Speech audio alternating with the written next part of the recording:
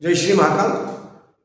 राष्ट्रीय जो शिक्षा नीति 2020 की आई है उसमें आपकी गणित की पूरी किताब बदल गई है।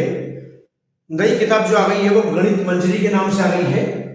तो इस किताब को हम हल करेंगे अध्याय 2 इसमें से कक्षा 9वीं का रैखिक बहुपदों का परिचय। ठीक है। अभ्यास सेट 2.2 प्रश्न क्रमांक 2 क्या कह रहा है वो, यदि निम्नलिखित शर्तें पूरी होती है तो द्विघात बहुपद 7s² - 4s + 6 का मान ज्ञात कीजिए। ठीक है, ये द्विघात बहुपद है, इसका मान ज्ञात करना है। कब कब? जब s का मान 0 हो या s का मान -3 हो या s का मान 4 हो। हम करके देखेंगे। पहला, जब s बराबर 0 तब मान 7 s की जगह हमको क्या रखना है 0, तो s की जगह 0 का स्क्वायर -4 s की जगह भी 0 धन 6 बराबर। देखिए 0 का स्क्वायर 0 और 0 का गुणा 7 में मतलब 0 -4 का गुणा 0 मतलब 0 धन 6 मतलब 0 - 0 धन 6 बराबर +6 इसका। जब s का मान हम 0 रखेंगे तो केवल 6 आ जाएगा। क्लियर है। दूसरा, जब s का मान -3 रखेंगे हम -3 का रखेंगे तब क्या होगा देखिए। अब 7 s की जगह -3 और ये वर्ग है तो वर्ग -4 और s की जगह -3 धन 6। आप ये मान रखना सीख लीजिए। मान वैसा का वैसा ही परीक्षा में अगर आप रखोगे तो पूरे नंबर मिलेंगे, कहीं भी नंबर नहीं कटेंगे। इसलिए आप इसकी स्टाइल देख लीजिए लिखने की।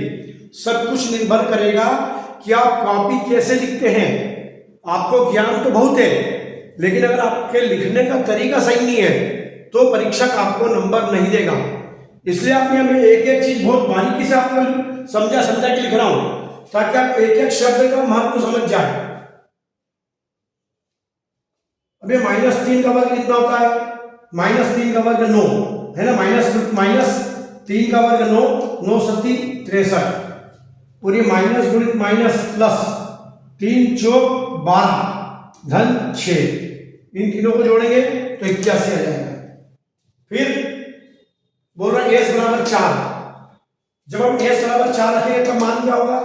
ये 7 ऐसे था, 4 का स्क्वायर 16 -4 × 16 धन 6।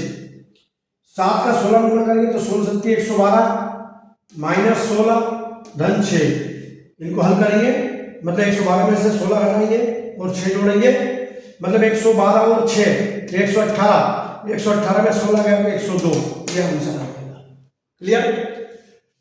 आपको मैं यहां जैसा लिख के दे रहा हूं आपको परीक्षा की कॉपी में वैसा का वैसा ही लिखना है जिससे आपको अच्छी मार्किंग होगी, 100% मार्किंग होगी। और जो कॉपी जांचने वाला है वो भी बहुत खुश होगा कि इस बच्चे ने बहुत व्यवस्थित मेहनत की है। इसलिए गणित में शुद्धता और व्यवस्थित रूप से लिखना बहुत मायने रखता है। ठीक है। Thank you. फिर मिलते हैं अगले वीडियो में।